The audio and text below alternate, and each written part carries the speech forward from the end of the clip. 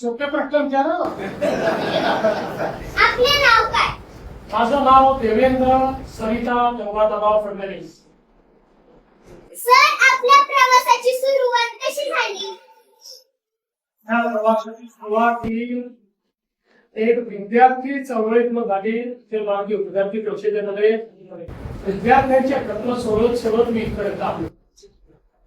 आपल्या सामाजिक कामात कोणती मोठी आव्हाने आली आणि त्यातून आपण कसे मार्ग काढले?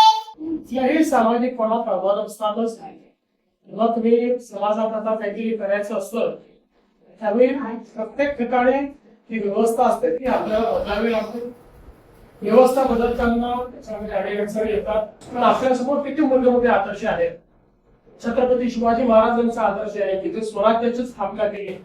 त्यांना स्वराज्याची स्थापना करताना मुलाची लढावं लागलं, काही मुलांना स्वतःची लढावं लागलं.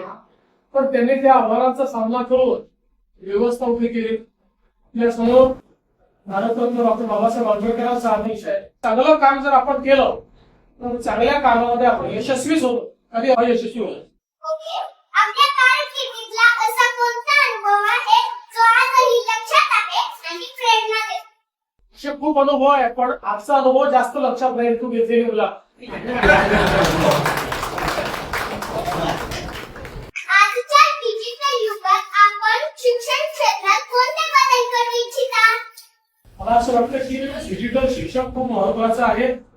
आणि आज या शाळेमध्येच एक अतिशय सुंदर डिजिटल लॅबचं उद्घाटन केलं की इंटरॅक्टिव्ह आहे. त्याच्यामध्ये विषय देखील आपल्याला श्राव्य माध्यमातून पाहायला मिळतो.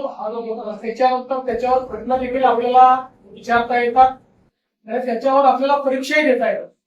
मला असं वाटतं की आता डिजिटल युगामध्ये डिजिटल शिक्षण हे अत्यंत महत्वाचं आहे. प्रत्येकाकरता डिजिटल शिक्षणामुळे शिक्षणाची दारं उघडलेली आहेत.